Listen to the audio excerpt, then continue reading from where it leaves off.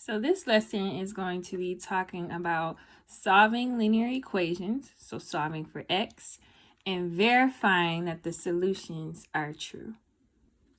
So let's first start off with the verifying piece. So in order to verify a solution, it says, is x is equal to -1 a solution to this problem here? In order to check if it's a solution, you have to plug in x where the x is in the expression, and then clean it up and make sure that both sides are the same value on each side. So we have 3 minus 7. Our x in this case is -1. So you want to multiply -1 times 7. So you're swapping out the x for what x equals. And we want to check if that is equal to 10. Well, 3 is not going to be manipulated. But here we have a negative times a negative. A negative times a negative is a positive. So -7 times -1 will be a positive 7. And 3 plus 7 is 10. And since we have 10, the same value on each side, is this a solution? The answer is yes. The same thing goes if you have fractions. So is x is equal to -4 a solution to -1/2x plus 5 is equal to 3? So again, we're going to plug in x is equal to 4 here. Clean it up and see if that equals 3 once you solve. So we have -1/2 times 4. Again, we're replacing the 4 with x. We're rearranging here, putting x is equal to 4 here. Plus 5 is equal to 3. Now this is really doing -1 times 4 divided by 2. So this is really -4/2 because 4 times -1 is -4. Plus 5 is equal to 3. I'm running out of space here, so I'm going to write it here. So -4 divided by 2 is -2. So -2 plus 5 is equal to 3. And -2 plus 5 is indeed 3. So this is a solution as well.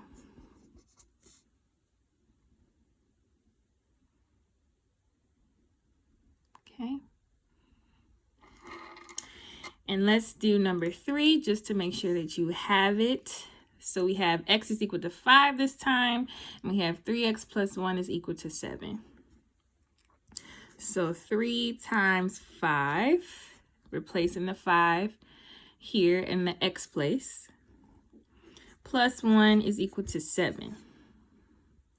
Now 3 times 5 is 15. And 15 plus 1 is 16.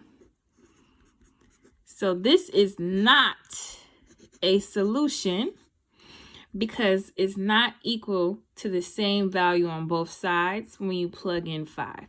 So 5 is not a solution to 3x plus 1 is equal to 7. So the only way it's a solution is if you plug in what x equals and solve, and you get the same value on both sides.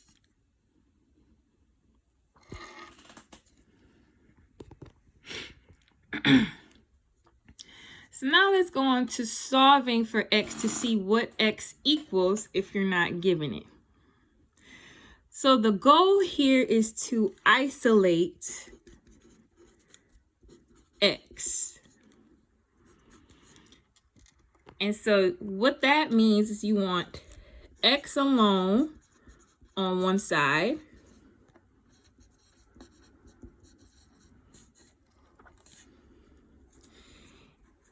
and everything else on the other side.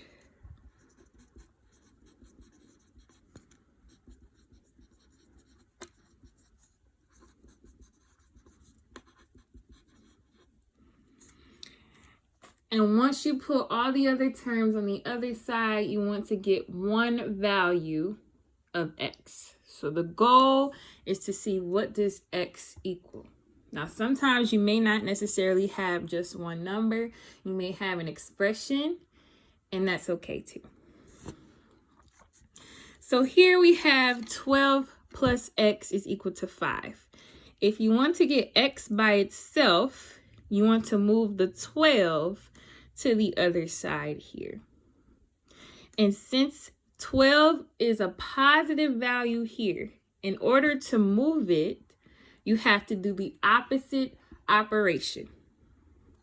So since this is a positive 12, in order to move it to the other side, you want to subtract 12 on both sides. So when you subtract 12, this gets canceled out because 12 minus 12 is 0, equals to, now you want to do 5 minus 12. 5 minus 12 is negative 7. So in this case, x is equal to negative 7. So you have x by itself and the other terms simplified on the other side. So this is what you're trying to do when you solve for x. Now, if you have a case of multiplying instead of adding or subtracting, you want to do the same thing. You want to get x by itself, but you want to do the opposite operation of what's being done. Here, 3 is being multiplied to x. So in order to get rid of the 3, you want to divide 3 on both sides. So this cancels the 3 here, and x will equal to 15 divided by 3, which this comes out to be 5. So x in this case is 5. So again, whatever you're doing, you want to do the opposite operation in order to undo what's being done on the side with the x.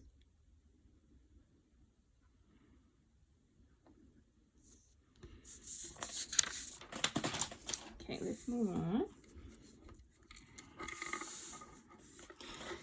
So this has a term with a fraction being multiplied this time. So you're still going to do the same thing, but there's a little bit of a twist to it.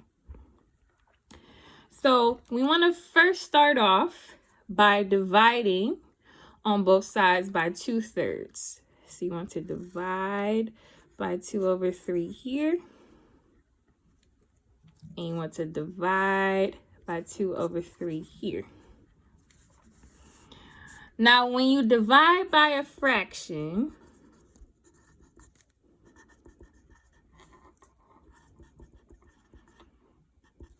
this means that you're going to multiply by the reciprocal. The reciprocal of that fraction. And the reciprocal means you want to switch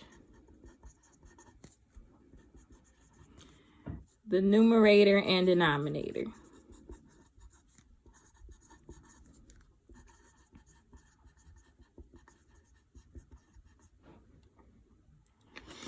Okay? So when you divide by this fraction, what you're really doing is multiplying by the reciprocal value. So we have 2/3x. Multiplying by the reciprocal would mean we want to multiply by 3/2. So our denominator is 3, our numerator is 2. The reciprocal would be to switch those two values. So you're going to switch the 3 and the 2, where the 3 becomes the numerator and the 2 becomes the denominator. And what we do to one side, you have to also do to the other. So we have negative 1/4 also times 3/2. And the reason why we did this is because when you do this, you can cross cancel across the fractions. So 3 divided by 3 is 1. So that gets canceled. And 2 divided by 2 is 1. So you cross cancel to see how many times a value goes into the other that's diagonal from it. And 2 divided by 2 is 1. 3 divided by 3 is 1. So in this case, on the left-hand side, it's just going to be x because both of those gets canceled out. And on the right-hand side, we're going to have -1 times 3 to get -3. And 4 times 2 to get 8. So whenever you are dividing by a fraction, you want to multiply by its reciprocal and cancel out the diagonal values because they will be the same. And then on your right-hand side, you want to just multiply across to get your answer. Now, if this value could be reduced further, you also would want to do that.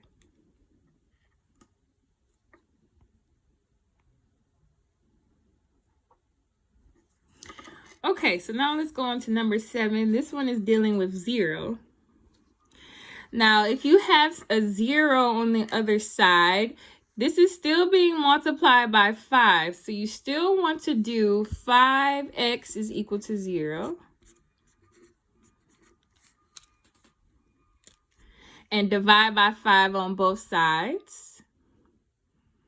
So in this case, the 5's get canceled and we have x is equal to 0 over 5. Now, here's the trick. 0 can be divided by a number. If 0 is divided by a number, then the answer is 0. However, if you have the opposite of this, so if 5 was divided by 0, this would be considered undefined. Because you can't divide a number by 0. The reason being is because you can't divide something by nothing. However, if you have nothing and you divide it by a number, you'll still have nothing. So let's say if you have 0 divided by 2, you just have nothing 2 times. But if you have 5, you can't divide that by nothing. So that's going to be considered undefined. So again, you can't divide something by nothing, but you can divide nothing by a number because it's still going to be nothing.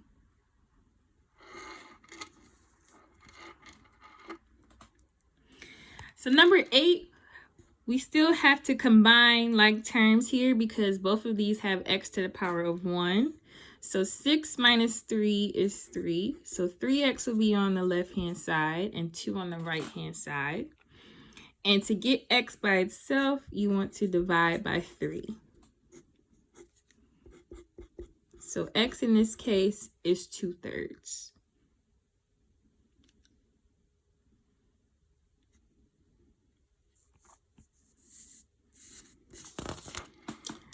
Okay, so let's move on to number 9 here.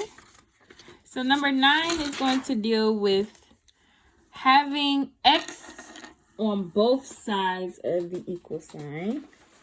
And in this case, we have to do a little bit of combining like terms, and we have to simplify as well in order to get x by itself.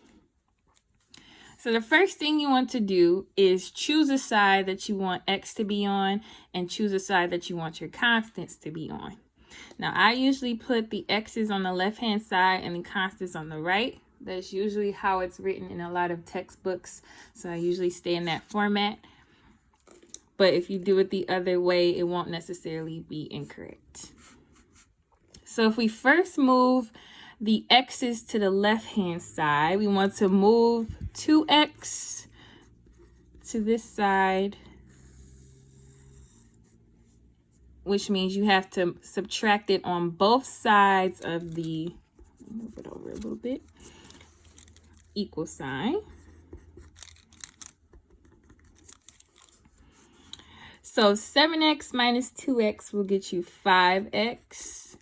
And we're going to bring down the plus 5 because that one was not being altered.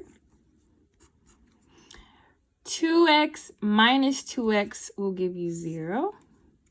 And we want to bring down our leftover 15. Negative 15. So now we want to move our constants over to the right-hand side. So we want to subtract 5. Again, you want to do the opposite operation of what's being done on both sides. So we're left with 5x on this side is equal to, because this cancels out to 0, negative 15 minus 5. So we're going to get minus 20. And to get x by itself, you want to divide by 5. To get x is equal to negative 20 divided by 5. And negative 20 divided by 5 is negative 4. So x is equal to negative 4 here.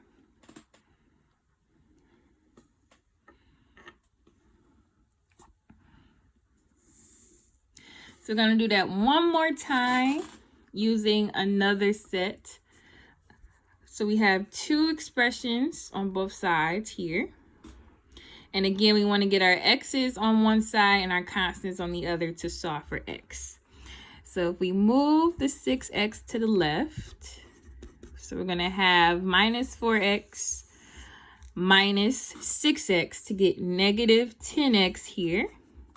We're going to bring down the positive 3, which is equal to, and we're going to have negative 13 here. And this is equal to 0 because we canceled those out.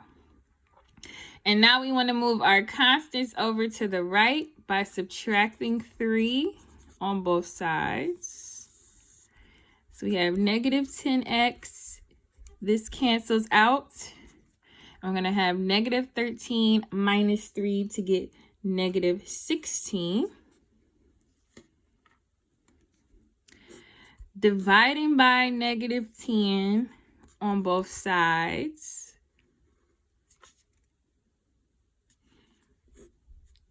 So x will be a negative divided by a negative is a positive. So we're going to have positive 16 over 10. Now, whenever you can reduce an answer or reduce a fraction to the lowest terms, you should. So you want to see what value does 10 and 16 have in it that they can both be divided by. Well, the answer to that is 2. So 16 divided by 2 is 8. And 10 divided by 2 is 5. So this can be simplified to 8 divided by 5 as your final answer.